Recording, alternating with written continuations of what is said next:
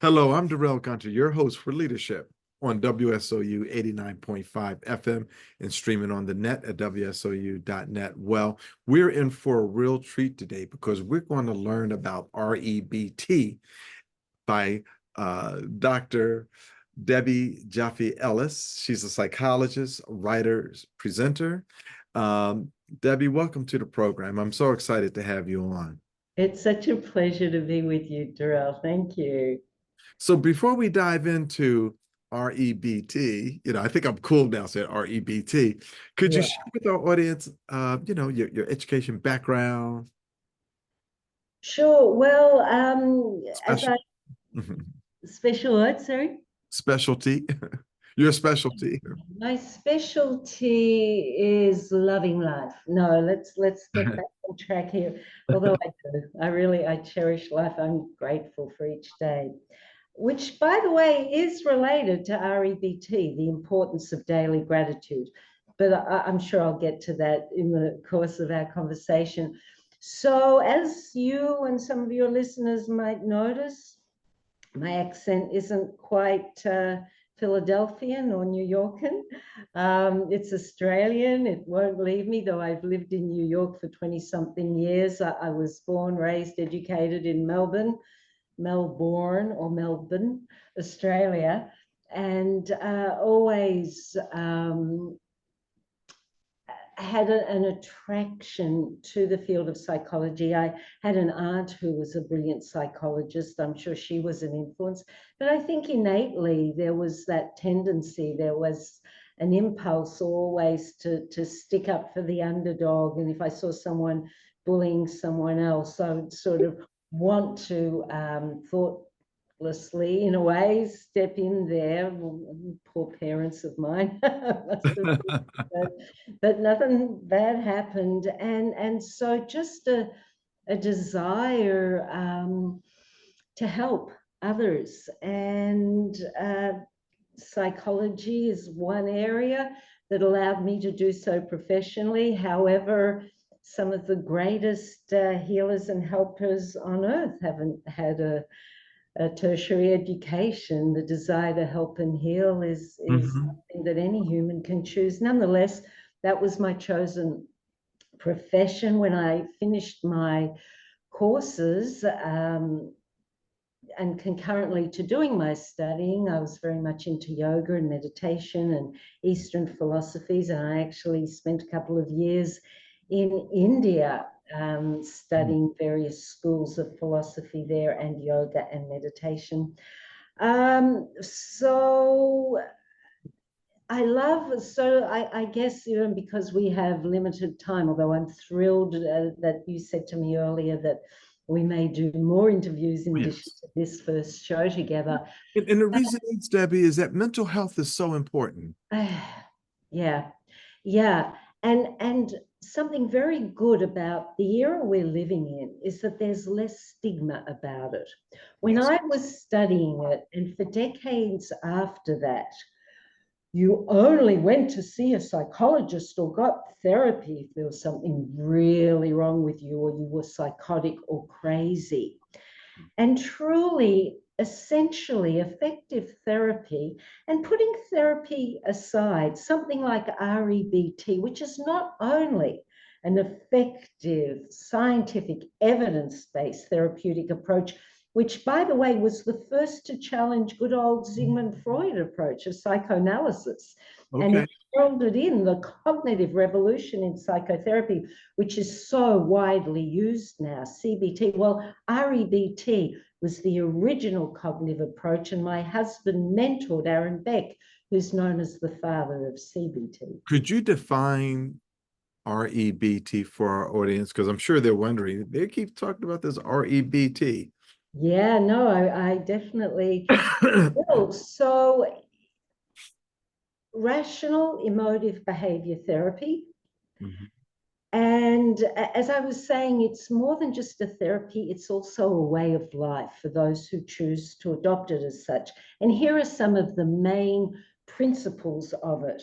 And I think as I say them, or I very much hope that your listeners will recognize how applicable they are, no matter what profession and no matter what situation.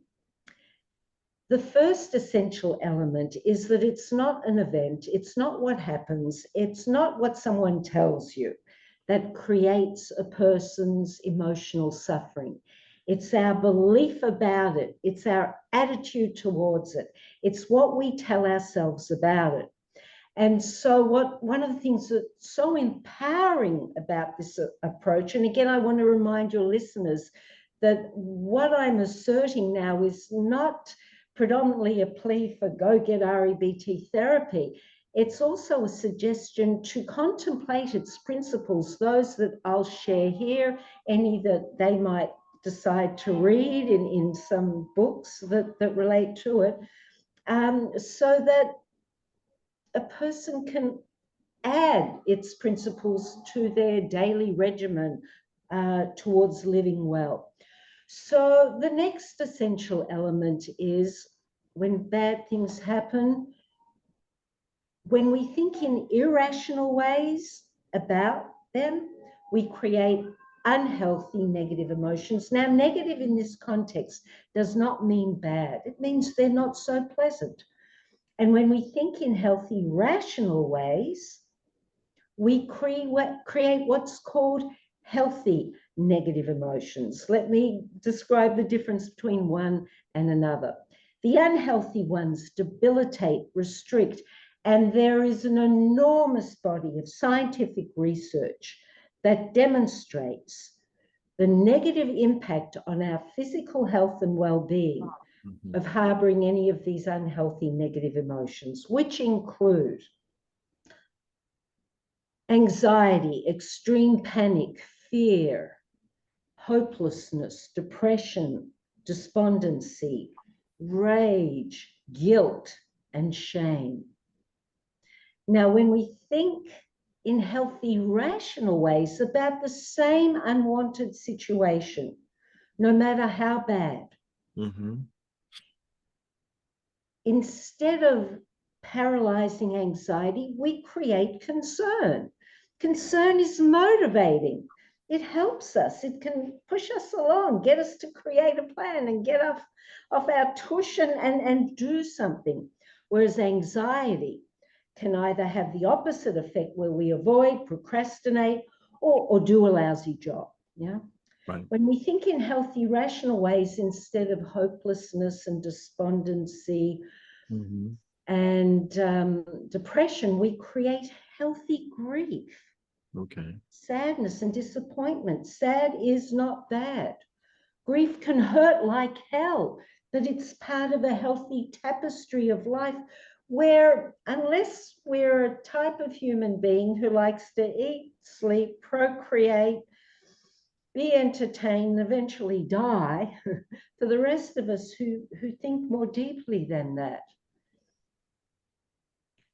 we can embrace the fact that we can stand pain, healthy pain, such as grief. And as time goes on, the initial grief that might have been quite agonizing transforms into a kind of hybrid of gratitude, love, and sadness. Gratitude that person or that period of life, it's not just grief over losing people or pets. It can be, I used to be so good at this and now I can't do it anymore. Or I used to own this magnificent car and now I can't afford to. And whatever it is, the grief. So then instead of harboring that debilitating energy, zapping energy and emotion, it's a tenderizing of the heart. And so it hurts for a while. So it does. Some people are allergic to discomfort, which is a pity. If you want to be like babies, then we can hang on to, I must have what I want when I want it. I mustn't lose anyone or anything that I want. And part of evolving as a human being is accepting loss. Yeah. And then instead of the rage, we create through healthy thinking what's called healthy anger. What's that? there's an assumption that within each one of us who's not severely disturbed, there's a moral compass Okay. and the tendency to lean towards that when we're choosing our actions. And Mhm. so, healthy anger, we're still in control. We don't act blindly, we Right. don't react, we think things through. Mhm. However, it's that sometimes adrenaline fueled no when we witness or receive injustice. But that still can motivate us to action, but healthier action than rage. And Right. finally, when we think in healthy ways instead of guilt and shame, which often is present when a person attempts to take their life, we create regret, which is another emotion connected to our inner compass. Let me Mhm. take responsibility if I acted badly, if I screwed up, if Mm. I unintentionally or intentionally did Right. harm to another or myself or the environment. And it gives us an opportunity to make amends if we can, or accept we're fallible human beings who sometimes can make mistakes, but where there's life, we still have the opportunity to choose to work on doing better. How does one identify with themselves that they're suffering from or affected by REBT? And can someone self identify and self help themselves, or do they need some guidance through all of those emotional states?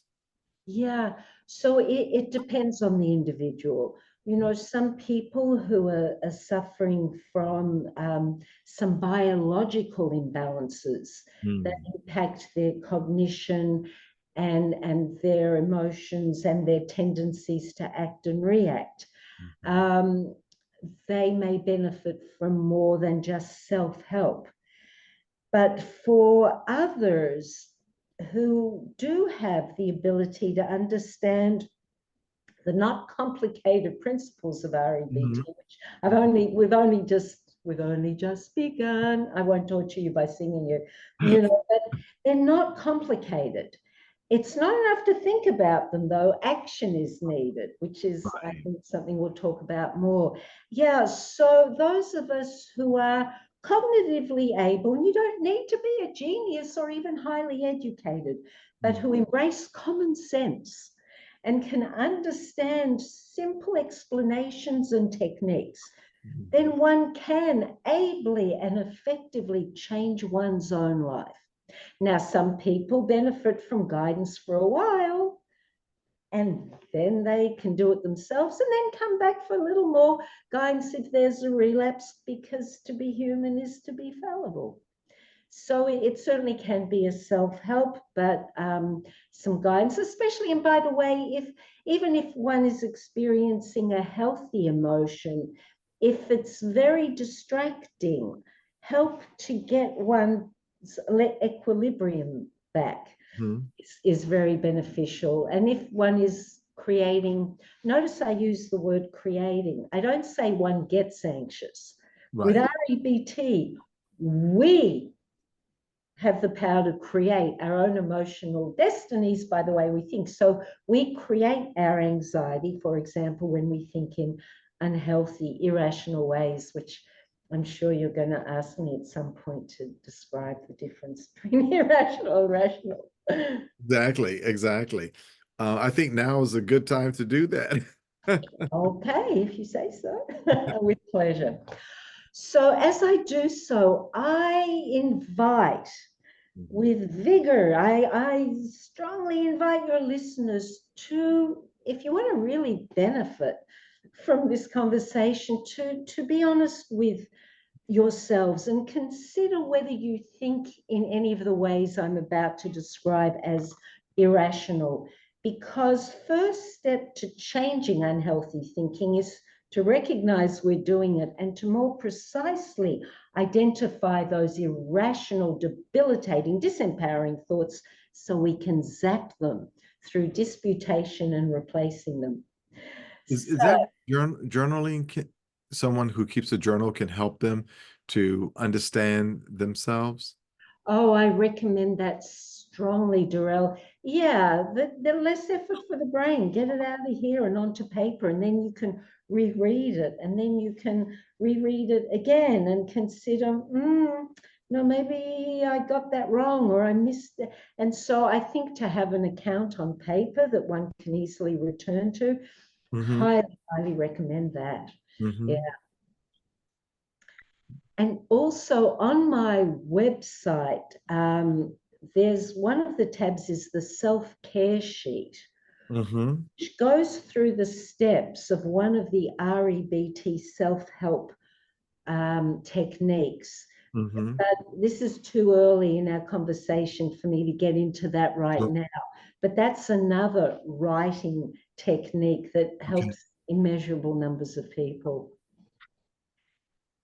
Sure, when we think in irrational ways, we have demands, shoulds, musts, oughts, very rigid thinking, very inflexible thinking, and a few of the main ones that many, many humans suffer from until they start thinking about their thinking Oh. include, and here's where I'm really asking your audience whether you think any of these, because if you do, you're probably creating emotional misery Mm. unnecessarily. But most of us don't realize we're doing it till we up our mindfulness and Mm. are willing to be more aware of our inner dialogue. So the first common one is I must do well, or I must do perfectly well. Even more torture from that one. And be loved, liked, approved of by everyone. The second one is you, and you can be an individual, a family, a small group. It can Mm-hmm. be a political group, a religion, a non-religion, a country. So Mm-hmm. singular or plural, you must believe what I think you should believe. Mm. You must act the way I want you to act. You should, dot, dot, dot. And that type of thinking is at the heart of racial discrimination. It's at the heart of terrorism. It's at the heart of Mm. war. It's at the heart of people who storm the Capitol building. Mm. That demandingness of what others should do. And a third one is life should. Notice the shoulds and the musts. And one Right. of our REBT's slogans is stop shooting on yourself. Oh. Yeah, sure. A lot of people have a lot of should on themselves. Oh, Mele. Anyway, so life should be fair and with justice. Now, REBT is vigorously all for civil rights, civil liberties, and fighting to gain more of them, but to do so from a healthy place and not from rage and through thinking rationally. I mean, some of the greatest leaders, did they come from rage, or were they very stable in their personhood, in their words, and in the actions that they prescribed? And then another common way of thinking that creates suffering is the need for certainty, which Mm. was behind the growing number of people who created greater anxiety and depression during the COVID years. And that melody lingers on, the melody and the malady, because it wasn't COVID that created greater anxiety. Not everyone created greater anxiety. Those of us who didn't catastrophize, who accepted this is serious, who were concerned, what can I do about it, weren't extra anxious. We were on alert, we were careful. But those who I observed and worked with who suffered the most and created debilitating emotions, when will this be over? I must know, is it safe to do this? Or should I wear a mask? And I don't know who I am anymore. This kind of weakening thinking, many people said that. And I was thinking at the time, well, did you know who you were before COVID? You know, what was your sense of self then? But that's a whole other conversation, yeah. And then this a need that many people have, and many don't realize they have it.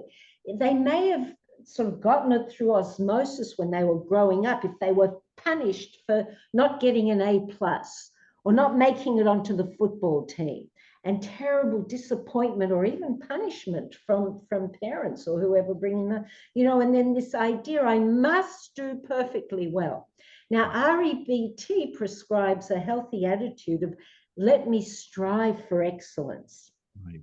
Right. And keep striving. And when I achieve what seems to be excellent, I can push a little harder, which is very different from, as the song goes, to dream the impossible dream. Durrell, I don't know why I'm torturing you and your listeners. I guess you bring out the bad singer in me. But you know, to strive for perfection is an ideal that doesn't really exist. Another form of self-torture. And then a few other things, elements of irrational thinking, blowing things out of perspective, an absence of a sense of humor, low frustration tolerance, meaning I must have what I want when I want it, little baby that I am. Right. We catastrophize, we awfulize, we overgeneralize. Yes. We think in absolutistic ways, and we damn ourselves and others and life when things don't go the way we think they should. So if we think in any or all of those ways, we will create one or many of those debilitating, unhealthy emotions. And rational thinking is the opposite of all of that. I don't have time. I don't know if I have time to go into them now, but just the opposite. Yes, please do. Please do. We do. Great. So to create the healthy negative emotions, and again, negative not because they're bad, but they're not pleasant, but they're healthy, and they can be motivating and self-educating, and are an important part of any human who strives to evolve. Instead of demanding, we have preferences, we have wants, we have desires, even passionate ones. But if I passionately want this, this, or that, and I don't get it, I might be healthily sad or disappointed, which might motivate me to think, what might I have done differently? Or if I couldn't have really done anything differently, let me accept in life we don't always get what we want. So by allowing ourselves to have passionate desires but not demands, we create healthy, not unhealthy, debilitating emotions. When we think in rational ways, we don't overgeneralize, we don't think in absolutistic ways, we don't catastrophize or awfulize.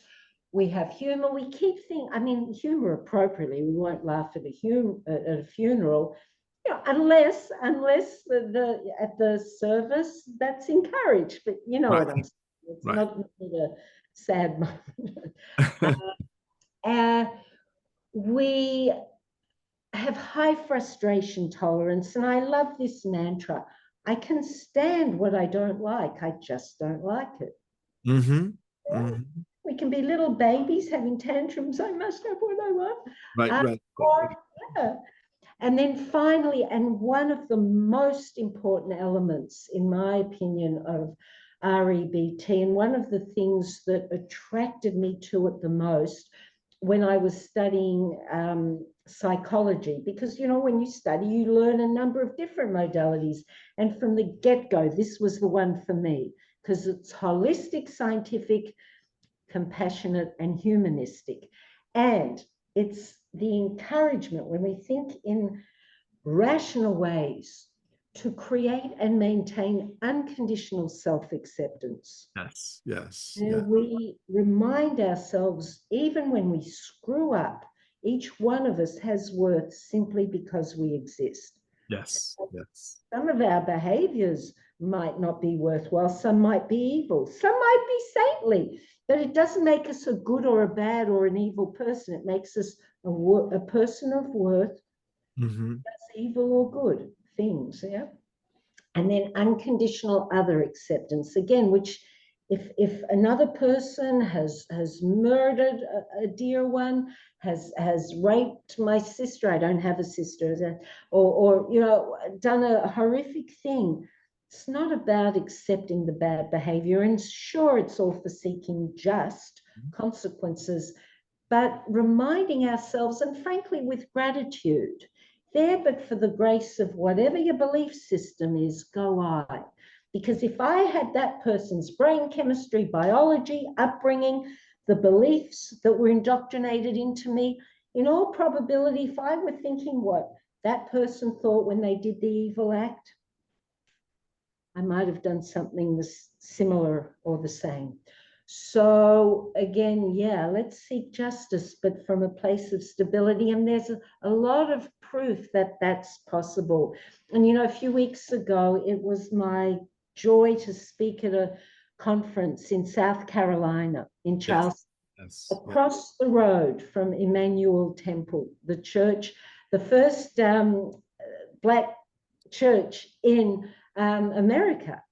Mm-hmm. And a few years ago, there was a Bible group there, and a young disturbed man went in, was welcomed into the Bible group, and after it slaughtered most of the people there, including the priest. And in the news that night, I remember here in New York City, seeing people who were relatives of the survivors say, we forgive, I'm sorry, that disturbed young man. And that brought tears to my eyes then. And when I was at this conference, I was talking to some of the local psychologists there and saying, you know, and here we are in this theater and across the road, that church. And they were saying we worked with the survivors. And it's true, though not all of them forgave, a good number of them did. Now, forgiveness is evolved, unconditional other acceptance, you know, and it's a choice. And people with certain faith, it can be easier for them, but one can be an atheist, agnostic, whatever. It's the way we think. And Yes. finally, when we think in rational ways, we have unconditional life acceptance, where we don't say because this, and this is very, very bad, all of life is. Mm-hmm. I'm going to use another word that I'm going to act nicely now. That all of life is bad.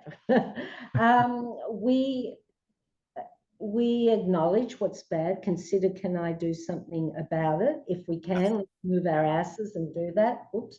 And if not, to accept in life. But equally, if not more so, every day to focus on what still is good, on what we can be grateful for. Right. Wow. You know, we have just a couple minutes left, and we're going to have you back on the program to go deeper and further into to this topic, because you and that talk that you did in South Carolina, I think it was like an hour and 15 minutes. Yes, it was. Yes. Lot of good stuff in there for that. Real quickly, in the last minute that we have, what are some of the signs that someone should recognize within themselves if they need to really look at, you know, how REBT is affecting them? Or how REBT can help them. Yes. Yeah. How productive are you in your daily life? Right. Yeah. If a person is not wanting to get out of bed in the morning, and I'm not talking about, you know, just after a loved one has died or some crisis. Sure. I'm talking in fairly reasonable daily circumstances. Mm-hmm. That's probably depression. Mm-hmm. If one is noticing a decline in capability that Right. has nothing to do with our physical well-being, Right. that's a sign. So the short answer is just notice how you're doing in your daily life and Yep. how you're feeling emotionally. And if it's not all that good or very, very bad, Mm-hmm. that's a signal. Think about your thinking. What are Mm-hmm. you telling yourself? Where are your emotions and what's going on? Think things through. Think things through. All right. Well, Debbie, thank you so much. This has been illuminating and enlightening. We're going to have you back to talk about this topic more and other topics. Ladies and gentlemen, we are here with Dr. Debbie Joffe Ellis. She's a psychologist, writer, presenter, and she teaches at Columbia University there in New York City. Debbie, thank you for coming on the program. It's such a great pleasure. Thank you, Darrell, for inviting me. I can't wait to return. Beautiful. Well, that wraps it up this week on Leadership with yours truly. We want to make sure that you have a great day, but remember, leadership begins with you.